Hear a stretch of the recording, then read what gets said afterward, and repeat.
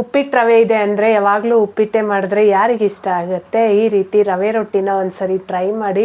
ಈ ರೊಟ್ಟಿ ಸಾಫ್ಟಾಗಿರೋದು ಅಷ್ಟೇ ಅಲ್ಲದೆ ತರಕಾರಿ ಹಾಕಿರೋದ್ರಿಂದ ಹೆಲ್ದಿಯಾಗೂ ಹಾಗೆ ಟೇಸ್ಟಿಯಾಗೂ ಸಹ ಇರುತ್ತೆ. ಯಾರೆಲ್ಲ ತರಕಾರಿ ತಿನ್ನಲ್ಲ ಅಂತಾರೋ ಅಂಥವ್ರಿಗಂತೂ ಬೆಸ್ಟ್ ರೆಸಿಪಿ ಅಂತಲೇ ಹೇಳ್ತೀನಿ. ಮೊದಲಿಗೆ ನಾನಿಲ್ಲಿ ಒಂದು ಹೀರೆಕಾಯಿನ ಮೇಲೆ ಲೈಟಾಗಿ ಸಿಪ್ಪೆನ ಬಿಡಿಸ್ಕೊಂಡು ತುರಿದಿಟ್ಕೊತಾ ಇದ್ದೀನಿ.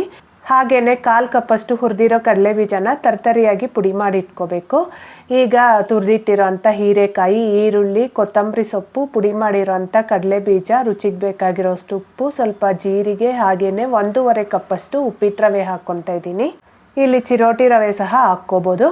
ಈಗ ಇದಕ್ಕೆ ನೀರೇನು ಹಾಕ್ದಿರ ಮೊದಲಿಗೆ ಚೆನ್ನಾಗಿ ಮಿಕ್ಸ್ ಮಾಡಿಕೊಂಡು ಅವಶ್ಯಕತೆ ಇದ್ದರೆ ಮಾತ್ರ ಸ್ವಲ್ಪ ನೀರನ್ನು ಹಾಕ್ಕೊಂಡು ಒಂದು 1/4 ಗಂಟೆ ನೆನೆಯಕ್ಕಿಡಬೇಕು.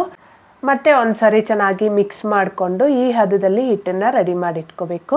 ಇದನ್ನು ಮಾಡೋಕ್ಕೆ ನಾನಿಲ್ಲಿ ಆಡಿ ಎಕೋಬೇಕ್ ಶೀಟ್ನ ತೊಗೊತಾ ಇದ್ದೀನಿ. ಬೇಕಾಗಿರೋಷ್ಟು ಹಿಟ್ಟನ್ನು ತಗೊಂಡು ಕೈಗೆ ಸ್ವಲ್ಪ ನೀರನ್ನ ಸವರ್ಕೊಂಡು ತಟ್ಕೊಂಡ್ರೆ ಕೈಗೆ ಅಂಟೋದಿಲ್ಲ. ಚೆನ್ನಾಗಿ ಕಾದಿರೋ ಹೆಂಚು ಮೇಲೆ ರೊಟ್ಟಿನ ಹಾಕಿ 2 ಕಡೆ ಮೀಡಿಯಂ ಫ್ಲೇಮಲ್ಲಿ ಎಣ್ಣೆ ಅಥವಾ ತುಪ್ಪ ಹಾಕಿ ಬೇಯಿಸ್ಕೊಳ್ಳೋದಷ್ಟೇ. ತುಂಬ ರುಚಿಯಾಗಿರುತ್ತೆ, ಟ್ರೈ ಮಾಡಿ.